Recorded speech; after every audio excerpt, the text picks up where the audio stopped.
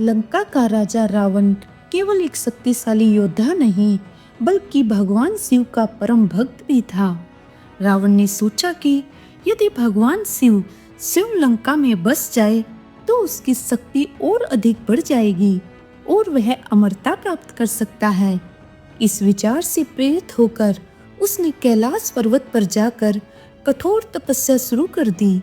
उसने कई वर्षों तक घोर तपस्या की, यहाँ तक कि उसने अपने सिर और भुजाएं बलिदान करने का संकल्प लिया।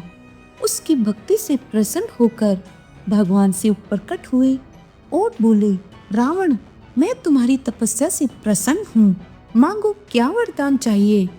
रावण ने शिव जी से आत्मलिंग प्राप्त करने का वरदान मांगा। शिव जी ने उसे आत्मलिंग देते हुए कहा, रावण, यह आत्मलिंग बहुत शक्तिशाली है, जहाँ भी इसे रखोगे यह वही स्थापित हो जाएगा और फिर इसे कोई हिला नहीं पाएगा, इसलिए इसे बहुत सावधानी से लेकर जाना। रावण बहुत प्रसन्न हुआ और आत्मलिंग को लेकर लंका की ओर चल पड़ा। जब देवताओं को यह समाचार मिला कि रावण आत्मलिंग लेकर लंका जा रहा है तो वे घबरा गए। यदि यह शिवलिंग लंका में स्थापित हो गया तो रावण अजय और अमर हो जाएगा। तब देवताओं ने भगवान विष्णु से सहायता मांगी।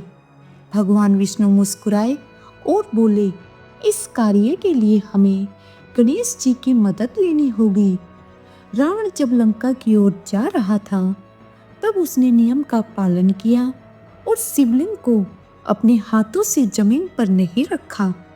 लेकिन जब वह गोकर्ण नामक स्थान पर पहुंचा तो उसे अचानक सोच करने की जरूरत महसूस हुई। अब समस्या यह थी कि वह आत्मलिंग को जमीन पर नहीं रख सकता था। तभी उसे एक छोटा सा बालक दिखाई दिया जो वहां खेल रहा था। रावण ने उस बालक से कहा, हे बालक, यह शिवलिंग बहुत शक्तिशाली है, इसे थोड़ी देर के लिए पकड़ो, लेकिन ध्यान रहे इसे जमीन पर मत रखना। गणेश जी मुस्कुराए और बोले, ठीक है, लेकिन मैं इसे ज्यादा देर तक पकड़ नहीं पाऊंगा। अगर तुम देर करोगे तो इसे मैं जमीन पर रख दूंगा। रावण ने सोचा कि वह जल्दी लौट आएगा, लेकिन भगवान विष्णु की माया के कारण उसे सोच में अधिक समय लग गया। गणेश जी ने मौका देखकर शिवलिंग को धीरे से जमीन पर रख दिया।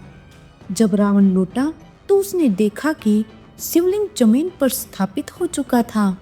उसने पूरा बल लगाकर शिवलिंग को उठाने की कोशिश की, लेकिन वह उसे 1 इंच भी नहीं हिला सका। उसने अपने हाथों और पैरों से शिवलिंग को खींचा, लेकिन कोई असर नहीं हुआ।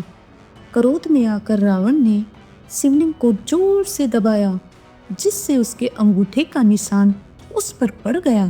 तभी भगवान शिव की गूंजती हुई आवाज आई, हे रावण, अहंकार से कुछ नहीं मिलता। तुमने यह आत्मलिंग स्वयं मांगा था, लेकिन तुम्हारी अधीरता और अहंकार के कारण यह यहीं स्थापित हो गया। अब यह युगों युगों तक यहाँ रहेगा और मेरे भक्त इसकी पूजा करेंगे। रावण ने समझ लिया था कि भगवान शिव की यह लीला है। उसने भगवान शिव से क्षमा मांगी और लंका वापस लौट गया। जिस स्थान पर यह शिवलिंग स्थापित हुआ वह आज कर्नाटक के गोकर्ण में महाबलेश्वर ज्योतिर्लिंग के रूप में पूजित है।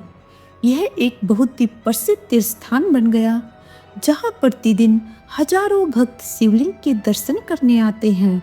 इस कथा से हमें सीख मिलती है, अहंकार से कुछ नहीं मिलता, केवल भक्ति ही सच्चा फल देती है। भगवान शिव की कृपा प्राप्त करने के लिए धैर्य और श्रद्धा आवश्यक है। हर हर महादेव।